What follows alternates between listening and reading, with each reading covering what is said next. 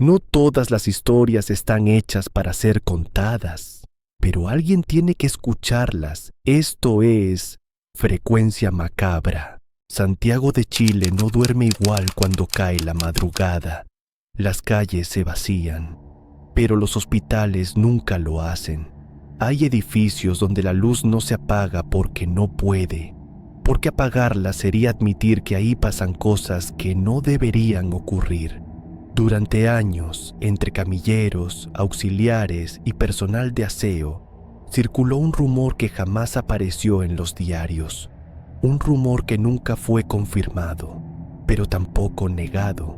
Decían que algunos pacientes ingresaban al hospital y simplemente dejaban de existir.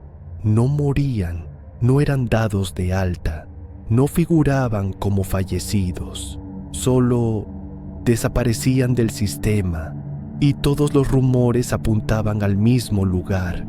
Al principio lo atribuían a errores administrativos, después a corrupción y finalmente a algo que nadie quería nombrar, porque todos coincidían en lo mismo. Había un pabellón que no aparecía en los planos oficiales. Mi nombre es Matías.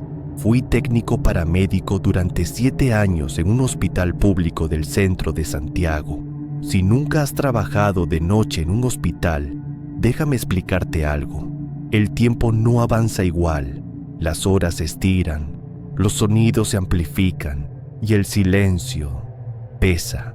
Esa noche ingresó una mujer anciana, sola, sin familiares. Dificultad respiratoria severa. La atendí yo, la vi, le hablé, me miró a los ojos. 3 horas después, su cama estaba vacía. No había traslado, no había informe, no había registro, como si nunca hubiese estado allí. Empecé a revisar los registros digitales. El nombre seguía ahí, pero el número de cama había sido reemplazado por un guión. No alta, no fallecida, solo vacío. Esa misma semana ocurrió otra vez y otra. Siempre pacientes vulnerables, ancianos, indigentes, personas sin familiares. Nunca alguien que pudiera reclamar. Cuando preguntaba demasiado me respondían lo mismo. No te metas en cosas que no te corresponden. El hospital tenía 3 niveles subterráneos, eso decían. El tercero estaba cerrado por mantenimiento, pero una noche el ascensor bajó más de lo normal. Cuando las puertas se abrieron, el aire era distinto, más frío, más denso, y entonces lo escuché. Respiraciones humanas, muchas. No máquinas, personas, respiraciones cansadas. Salí de ahí como pude, pero días después, una camilla regresó sola al área de urgencias, sin paciente, sin ficha, sin responsable. Tenía marcas de uñas en los bordes metálicos y sangre seca. Por debajo, nadie hizo un informe, simplemente la lavaron. Una enfermera con más de 20 años de experiencia renunció de un día para otro. Antes de irse me dijo algo que nunca olvidé. Si escuchas que alguien te llama por tu nombre desde abajo, no respondas. Nunca supe más de ella. No fue curiosidad, fue necesidad. Después de tantos pacientes que parecían evaporarse del hospital, algo dentro de mí empezó a rechinar como una alarma silenciosa. Sabía que si no entendía qué estaba pasando, eventualmente yo también terminaría mirando un guión en lugar de un número de cama. Pedí acceso a los planos del edificio con la excusa de una capacitación técnica. Los planos actuales eran claros, limpios, digitales, demasiado limpios. Pero un funcionario antiguo, de esos que ya no hacen preguntas, me consiguió algo distinto. Copias físicas de planos anteriores, archivadas en una carpeta amarillenta. Ahí estaba, un pabellón completo que ya no existía. No figuraba como demolido, no figuraba como clausurado. Solo aparecía una palabra escrita a mano, en tinta deslavada: reconvertido. Nada más. Ese espacio estaba justo debajo del área de cirugía, en un nivel que, oficialmente, ya no formaba parte del hospital. 2 noches después ocurrió algo que nadie pudo explicar. Una camilla apareció en urgencias cerca de las 4 de la madrugada. No había sido solicitada, no figuraba ningún traslado. La camilla estaba húmeda, como recién lavada, pero mal. El metal tenía marcas profundas, arañazos irregulares, como si alguien hubiera intentado aferrarse mientras la movían. Debajo, pegado a una de las ruedas, había sangre seca. Nadie hizo preguntas, nadie levantó un informe, simplemente la limpiaron y la devolvieron al circuito. Fue entonces cuando entendí algo horrible. Eso ya había pasado antes, muchas veces.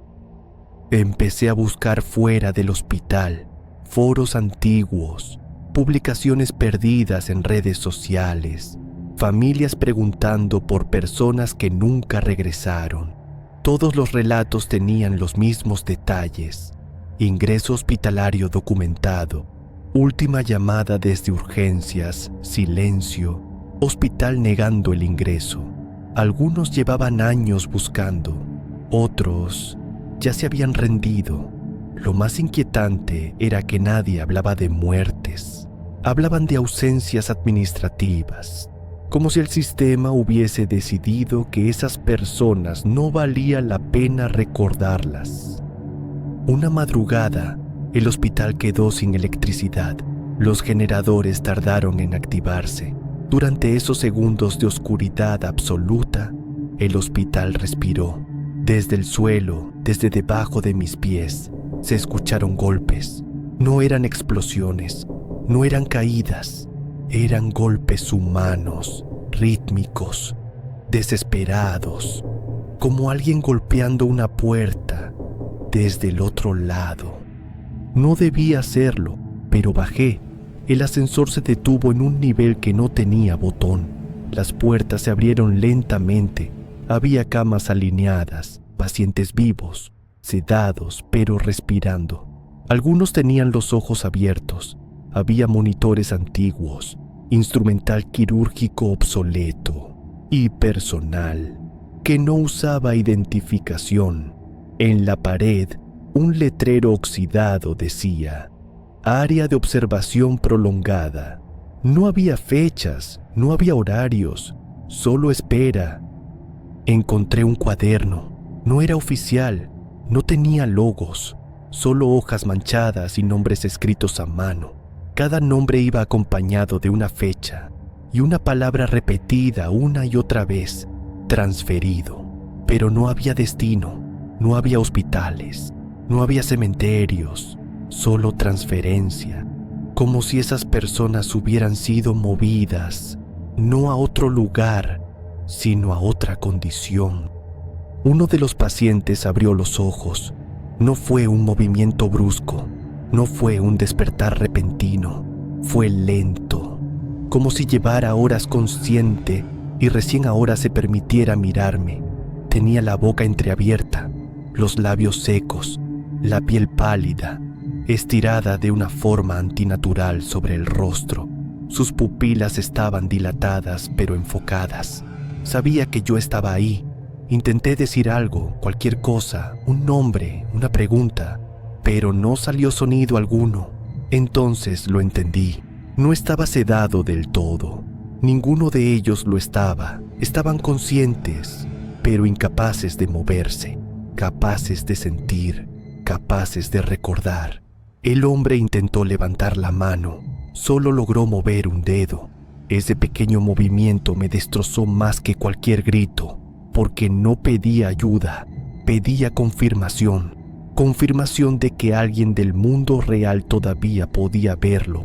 En ese instante sentí algo detrás de mí.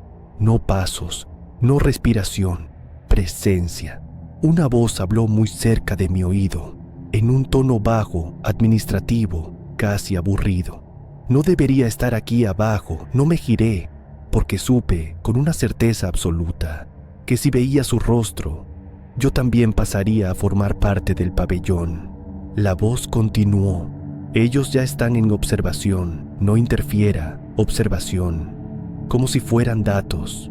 Como si fueran errores en espera de corrección.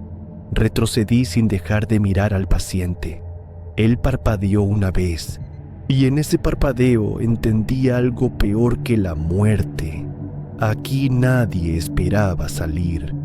Esa noche no dormí, no por miedo, sino porque empecé a notar cosas que antes no estaban mal, pero ahora sí. Mis accesos al sistema fallaban, mis credenciales eran rechazadas, como si el hospital ya estuviera borrándome. Al día siguiente fui a Recursos Humanos. No levantaron la vista cuando entré. La mujer frente a mí tecleó mi nombre, frunció el ceño, volvió a escribirlo. ¿Está seguro de que trabaja aquí?, preguntó. Sentí frío. Le mostré mi credencial. La observó en silencio y luego la dejó sobre el escritorio, como si no significara nada. Este código ya no está activo. No discutí, no pregunté, porque empecé a entender cómo funcionaba el sistema.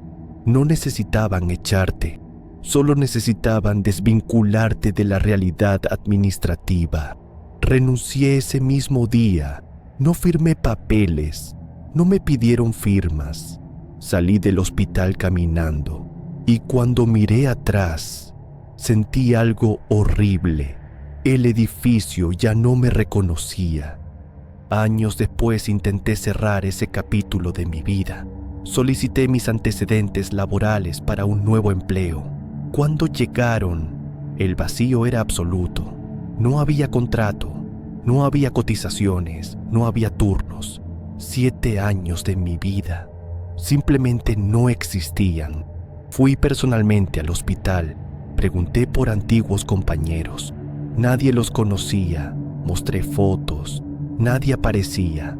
Incluso algunas áreas del edificio ya no coincidían con mis recuerdos, como si el hospital se hubiera reorganizado alrededor de su secreto. En un último intento pedí acceso por transparencia a registros históricos. La respuesta fue breve, fría, oficial. No existe evidencia de actividades irregulares en pabellones subterráneos. Nada más. Ni una negación real, ni una explicación, solo silencio. Hoy evito los hospitales, no porque tenga miedo a morir, sino porque entendí algo peor. En los hospitales, no todos los pacientes fallecen. Algunos son retenidos, otros son observados, y unos pocos son eliminados del registro, porque mientras no existas en el sistema, nadie puede reclamarte, nadie puede buscarte y nadie puede demostrar que sigues vivo. Y si alguna vez entras a un hospital y tu nombre deja de aparecer en la pantalla, no preguntes dónde estás. Significa que ya no estás destinado a salir.